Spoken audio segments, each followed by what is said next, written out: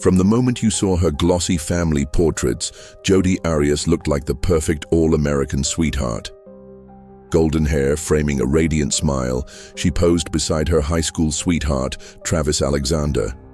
An image of youthful affection that filled photo albums and social feeds alike. Friends described her as warm, engaging, the kind of woman you'd trust with your deepest secrets. Yet behind closed doors, that sunny facade hid a darkness few could imagine. Jodi worked odd jobs, bartender, waitress, sales associate, but each paycheck wasn't just income. It was a ticket to crafting her narrative. She posted selfies that exuded confidence, pouty lips at sunset, soft focus shots in the mall, laughing with co-workers. Her Instagram captions dripped sincerity. Living my best life, grateful for every moment. Love stronger than fear. To anyone scrolling, she was genuine. But beneath the filtered images, cracks were beginning to form. Their first serious argument came after a photo shoot in late December 2007. Travis posted a candid of Jodi laughing by a fountain, tagging her with sweet emojis. She responded in a private message, "You make me feel so small." His puzzled reply, "Why? You're beautiful," was met with silence. When she finally answered, her words were carefully chosen. "Because I don't trust people who love my photos more than me." It was the first inkling that Jodi's need for validation veiled deeper insecurities. In the months that followed, subtle warning signs emerged. Jodi became territorial, tracking Travis's social media comments, questioning every friendly "hey" from other women.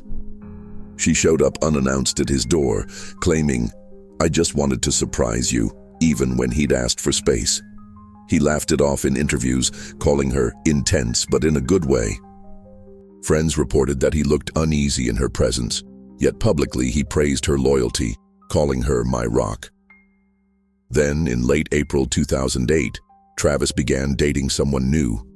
His Instagram stories shifted, beach trips with another woman, sunset silhouettes minus Jodi's smile. In response, Jodi's posts grew sorrowful. Poetic quotes about heartbreak, black and white filters, captions like, "Some chapters don't end, they just close." Fans rallied behind her, flooding comments with promises that "you'll find love again." Each supportive message fed her need for affirmation and fanned the flames of resentment. By June, the dynamic had warped into obsession. Jodi's late-night calls became frantic pleas. Her texts, once playful, turned accusatory. "Why won't you see I'm the one who truly loves you?" She showed up to his workplace at midnight, claimed she lost her keys, then refused to leave. Co-workers took pity, escorting her to her car.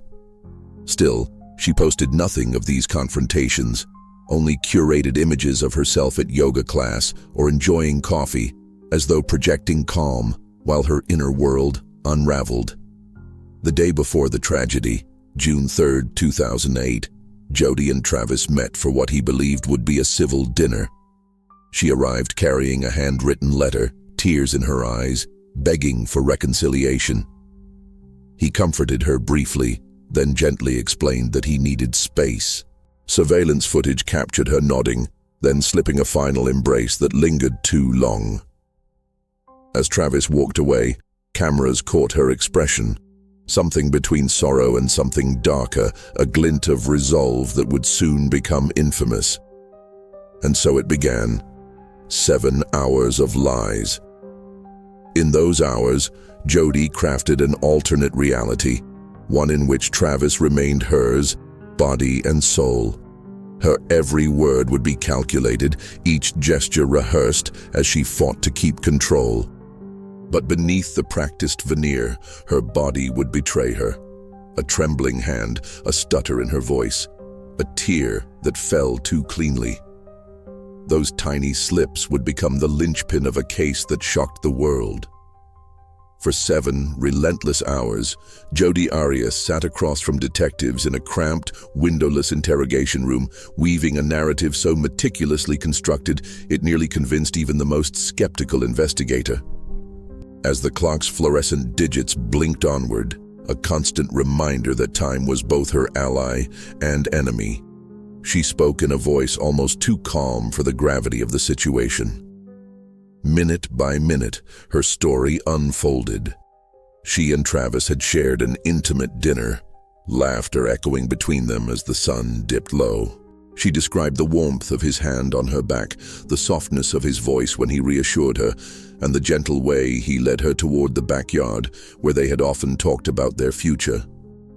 Yet beneath that polished veneer, her body language told a different story. At the 7-minute mark, her right foot began an irregular tapping on the cold linoleum floor, an unconscious signal of anxiety.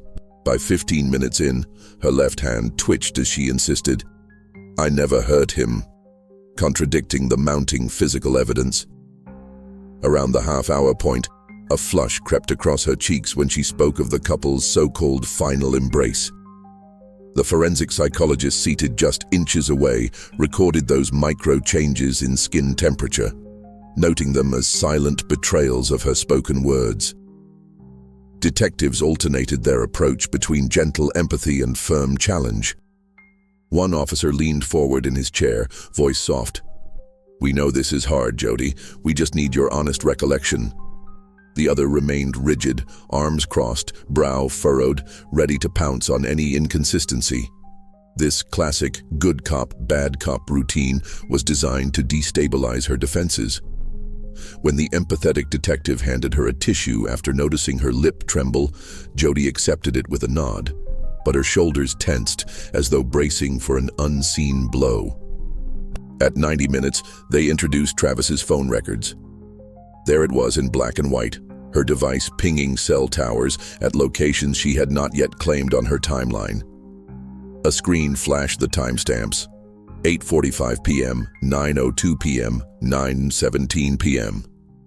Each new data point was another nail in the coffin of her rehearsed story. She paused, blink rate spiking, as she scanned the screen. She diverted her gaze to the table, tracing an imaginary line with her finger before murmuring, "Maybe I misremembered the order." By hour 3, fatigue began to weave through her performance. Her posture slumped, voice occasionally cracking on long vowels. She claimed that after their backyard conversation, they had gone inside for coffee. Yet the coffee mugs placed on a nearby table remained untouched during her explanation, as if waiting for an alibi that never came. Detectives exchanged glances. They knew they were close.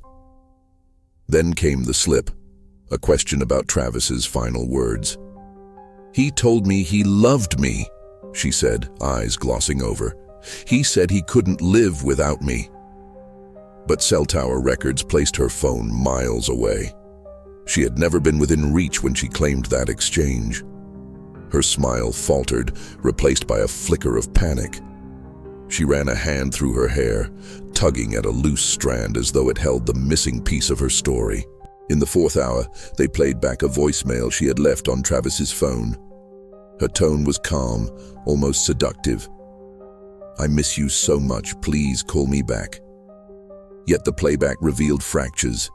The pitch wavered at the end of each sentence, and background noise, a distant car engine, mapped to a timestamp that contradicted her stated location. As the recording looped, Jodi's breath caught in her throat. For the first time, she looked directly at one detective, eyes pleading. Detectives pressed on, relentless. They introduced a grocery receipt dated the same night, an itemized list that placed her at a convenience store far from Travis's home. "Can you explain this?" they asked, sliding the crumpled receipt across the table. Her fingers hesitated to pick it up. I must have gone for snacks afterward," she stammered, but her voice lacked conviction. The detective waited in silence. Seconds ticked by, forcing her to fill the void. "I was upset," she admitted quietly, "and I drove off to clear my head." A confession disguised as explanation. At the 5.5-hour mark, her carefully scheduled pauses dissolved into frantic stutters. She repeated phrases, "It wasn't supposed to happen. I couldn't control it. Please understand."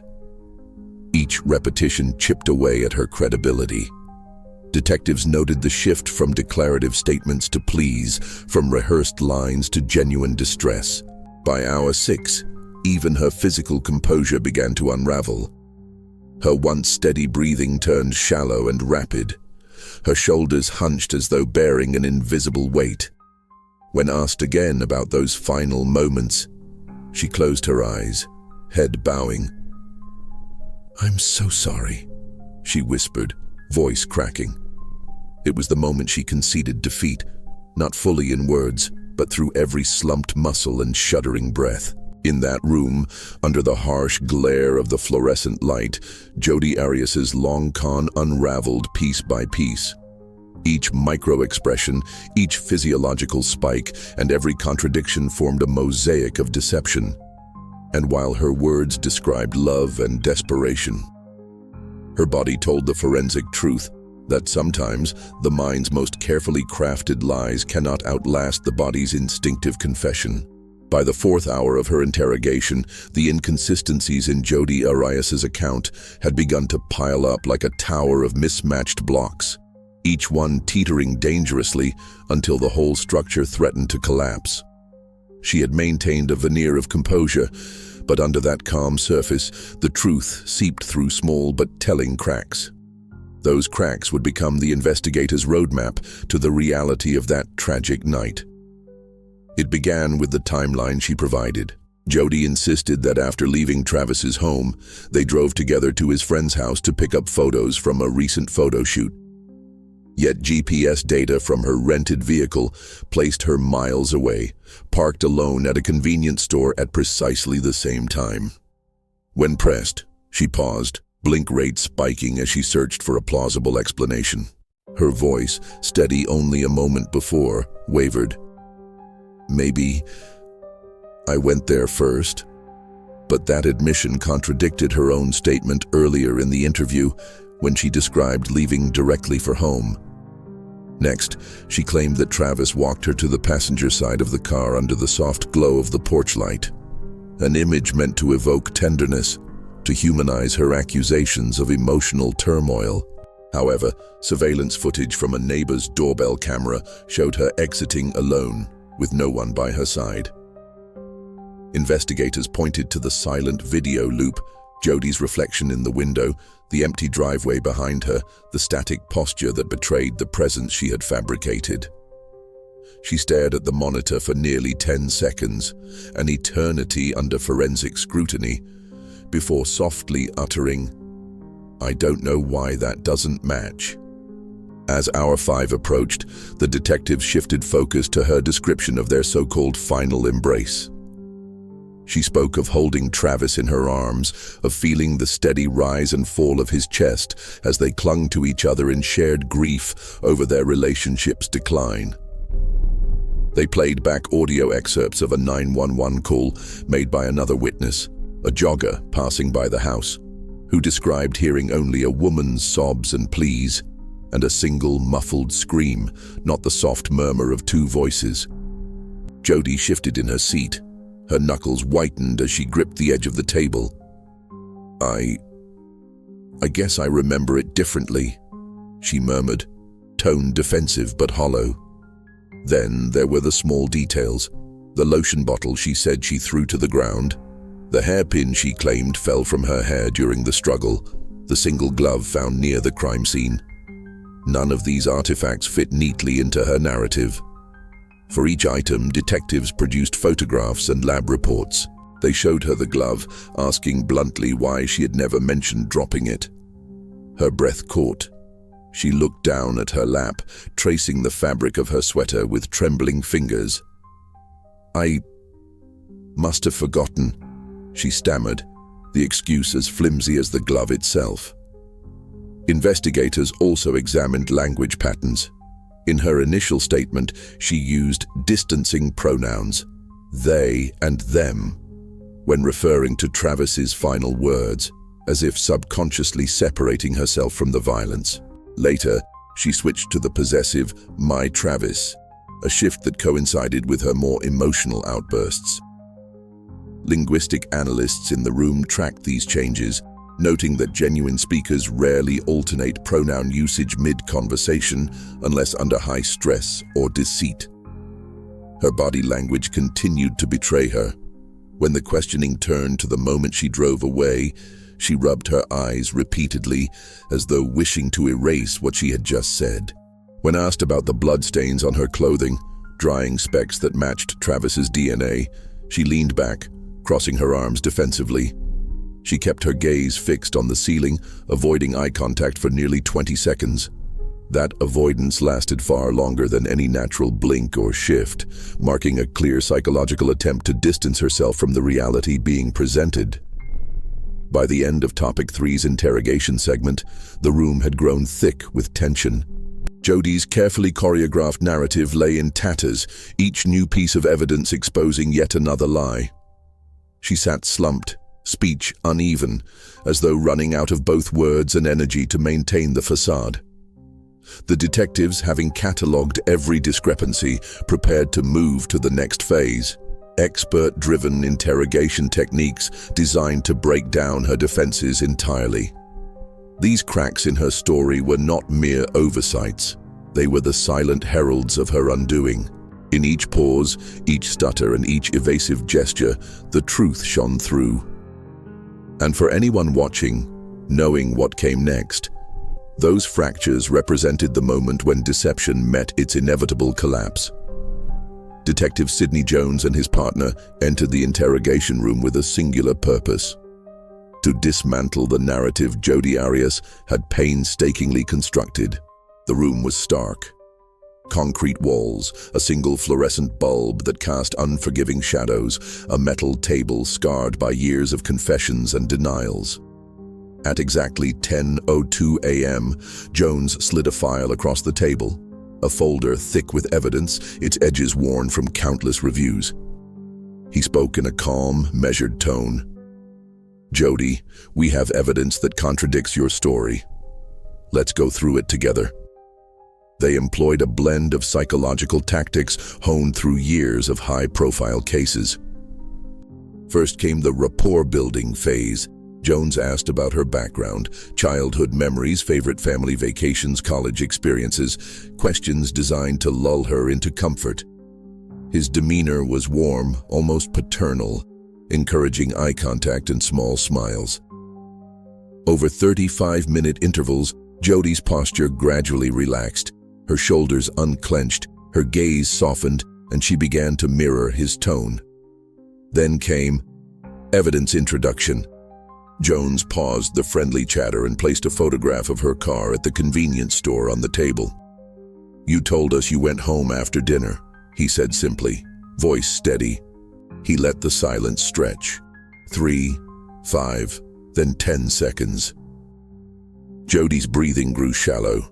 Her right hand, previously open and relaxed, now rested flat on the table, fingers splayed as though to anchor herself. She wiped her forehead with the back of her hand, leaving a faint sheen. Jones observed these microexpressions, noting how her baseline had shifted. Next was the projection technique. His partner, Detective Laura Martinez, took over, adopting a more confrontational stance. She recited the facts in a monotone: timestamps, lab reports, GPS pings. As each fact was listed, she looked directly at Jodi, unblinking. "These aren't opinions, Jodi, they're facts." Martinez's unrelenting gaze functioned like a laser, piercing through any attempt at evasion. When Jodi's eyes flickered to the ceiling, Martinez leaned in, lowering her voice. "It would help if you told us the truth. You're only making this harder on yourself." They then alternated between good cop and bad cop. Jones returned with empathy, placing a comforting hand on the file. "We know everyone makes mistakes, but we want to help you." Martinez countered with firmness. "Help can't come until you're honest." The emotional seesaw compounded Jodi's stress, forcing her to oscillate between defensiveness and vulnerability. This technique exploited the emotional dissonance in her psyche, weakening her resistance. At the 3-hour mark, they introduced sensory details, Audio clips of a jogger's 911 call, snippets of a voicemail Jodi left for Travis. They played them at full volume. The crackle of Jodi's voice, the background noise of traffic, the jogger's frantic breathing, all filled the room. Jodi flinched with each playback. Martinez paused the recording mid-sentence and asked, "Does that sound like the story you told us?" Jodi's voice caught in her throat as she realized the gulf between her words and the recorded evidence. Silence was their final tool. After a particularly pointed question about the glove found at the scene, both detectives withdrew, turned their chairs away, and tapped their pens. The room fell into an oppressive quiet. Jodi's breathing became audible, ragged. Her eyes darted from side to side, searching for empathy that wasn't there. After nearly 40 seconds, she exhaled sharply and murmured, "I don't know what else to say." By the end of this phase, Jodi's baseline behavior had shifted dramatically. No more measured smiles, no more calm posture. Instead, she sat hunched, head bowed, hands clasped together as though pleading. The interrogation techniques had done their work. They had broken down the defenses and set the stage for her eventual confession. In the 7th hour of one of the most grueling interrogations in Weld County history, the detectives orchestrated the final crescendo, the moment of truth. The room's atmosphere had grown heavy with anticipation. At exactly 5:12 p.m., Detective Jones placed a stark photograph on the table. An aerial shot of the oil field where evidence was discovered, marked with red circles indicating soil samples and discarded items. He slid it toward Jodi without a word. Her eyes widened as she recognized the location, her private confession tactic laid bare. Martinez spoke first, her tone deceptively gentle. "Jodi, this is your chance to set the record straight. Tell us what really happened." The weight of that invitation pressed on Jodi like a physical force.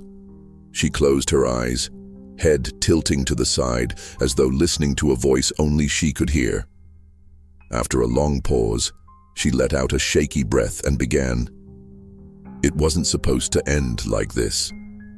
Her confession emerged in fragments. She described parking her car beneath a lone street lamp, the beam casting long shadows. She spoke of Travis hugging her, their faces inches apart, and then the argument, how words escalated into violence. Her voice shook as she recounted picking up the gun. She avoided graphic detail at first, instead emphasizing her shock. "I saw him fall. I couldn't believe I did that." As she spoke, Martinez and Jones observed every twitch, a rapid blink, a quiver in her lips, a single tear sliding down her cheek. When she admitted loading his body into her vehicle, her voice dropped to a whisper. They pressed play on the GPS animation showing the route to the oil field. At minute 2:34 of the playback, Jodi flinched. Martinez paused the animation and asked, "Why did you choose this route?" Jodi stared at the screen, breathing unevenly. I wanted to hide him where no one would find him," she confessed, voice barely audible.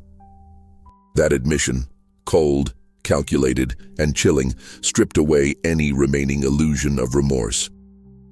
Jones then introduced the final piece, a transcript of her earlier voicemail.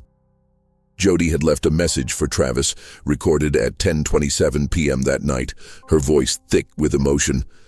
"I'm so sorry, please forgive me." They played that message in the room, and Jodi's hands flew to her ears. Martinez asked, "Do you still stand by those words?" Jodi's gaze dropped to the table. "They were lies," she whispered, voice cracking. The detectives allowed her confession to flow, guiding her through each detail, how she transported the bodies, how she cleaned her clothes, how she staged the scene for police. Every admission aligned with the physical evidence collected by forensic teams. By the end, Jodi's confession was not a single dramatic revelation, but a tapestry of truths, woven together in a narrative that matched the data, the witnesses' statements, and the crime scene reconstruction. When she finally said, "I want to tell my family the truth," both detectives exchanged a glance. It was over. The room's tension dissipated, replaced by a solemn acknowledgement of the gravity of her actions. The confession had broken the case and exposed the darkest facets of the human psyche. Silence reigned after Jodi's final words. The detectives sat back, their expressions unreadable. The fluorescent light above hummed softly, echoing the gravity of what had transpired. Jodi rested her head on folded arms, tears staining the table's metal surface. For moments no one spoke, each person lost in their own contemplation of the events they had just witnessed. Detective Jones was the first to break the silence. He cleared his throat, then spoke quietly. "You have the right to an attorney. Anything you say can and will be used against you." The procedural recitation underscored the transformation that had occurred. A woman who began the day maintaining innocence now faced the full weight of her confession. Jodi looked up, her eyes empty. She nodded once, slowly, as though sealing her fate. Outside the room, the lead forensic technician prepared to execute the search warrant on Jodi's rental car. Blue uniforms and evidence bags awaited in the hallway. In the conference room adjacent to the interrogation suite, a team of prosecutors and investigators reviewed the confession transcript, planning their next moves. Jodi's words, her own admissions, would become the cornerstone of their case. Back in the interrogation room, a police chaplain entered, offering a quiet prayer for truth and justice. He spoke softly to Jodi, who listened with distant eyes. It was a stark contrast, spiritual solace in the aftermath of such calculated violence. The chaplain left a Bible open to a page about judgment and mercy. Jodi didn't touch it. Meanwhile, media outlets received the official statement. Suspect in the death of Travis Alexander confesses. Charges will be filed imminently. Reporters scrambled to update their websites, draft headlines, and prepare live segments. Social media exploded with speculation and outrage. News alerts pinged across smartphones and hashtags trended. Jodi Arias confession, true crime, justice for Travis. Inside the station, detectives gathered evidence, blood samples, fingerprints, the gun recovered from the oil field. Each item was cataloged with meticulous detail. They logged timestamps and case numbers, ensuring the chain of custody remained unbroken. The room seemed to vibrate with purpose, justice in motion. Later that evening, a vigil was held outside Travis Alexander's home. Mourners lit candles and placed flowers at the driveway. A projector displayed silent photos of happier times, Travis smiling under a sunset sky. The community grieved publicly, collective sorrow palpable in the cool desert air. Reporters captured tearful interviews. "He was a good man," one neighbor whispered. For Jodi, the aftermath meant booking into the county jail, undergoing processing, and facing the reality of her admission. She sat in a holding cell, stripped of pretense, wearing an orange jumpsuit instead of the stylish outfits she once chose for photo shoots. She stared at the wall, her reflection in the plexiglass more haunting than any photograph. The interrogation room would see many more suspects, but that day became legendary among law enforcement circles. It demonstrated how a combination of psychological expertise, forensic science, and rigorous procedure could unravel the most convincing lies. For them, it was a testament to their training and dedication. And for viewers of Deep Crime Files, it was a lesson in the power of truth. How evidence, when methodically presented, can break the steeliest defenses and bring hidden horrors into the light. Weeks turned into months as Jodi Arias' case became a staple in criminal psychology curricula and true crime documentaries. Experts dissected her every blink, every shift in posture, and every choice of word. Seminars were held at universities, analyzing the interrogation tapes frame by frame. Students debated the ethics of good cop, bad cop, the impact of prolonged questioning, and the limits of eliciting confessions through psychological pressure. public opinion remained divided. Some viewed Jodi as a manipulative killer who exploited sympathy to mask her intentions. Others saw a tragic figure, driven by obsession and hurt, whose final confession was a plea for absolution. Podcasts revisited the case repeatedly, each host offering new theories about motive, personality disorder, and the role of social media in magnifying her actions. For families affected by violent crime, Jodi's case offered both closure and cautionary tales. Victim advocates cited the importance of early warning signs, how subtle behavioral shifts and obsessive patterns can escalate dangerously. Law enforcement trainers incorporated the case into their curriculum, illustrating how evidence presentation and psychological tactics must be balanced with respect for rights and mental health. At bars and coffee shops, casual conversations touched on the case's broader implications: the dangers of unchecked emotional manipulation, the complexity of human attachment, and the startling ease with which false narratives can gain traction. Even mental health professionals weighed in, discussing the role of attachment trauma and borderline personality traits in fueling her actions. For Deep Crime Files, Jodi Arias' story underscored the channel's mission to delve beyond sensational headlines and explore the psychological currents that drive criminals.